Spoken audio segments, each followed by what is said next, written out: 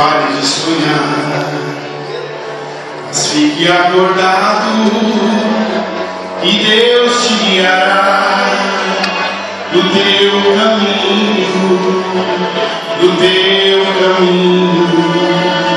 Tua vontade tem que estar nas nuvens, mas os teus pés firmados no chão, no chão. E a fé que Deus te deu, poderosa para vencer, fará você voar ao encontro desse Deus.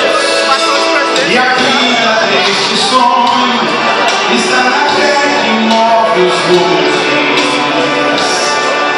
E o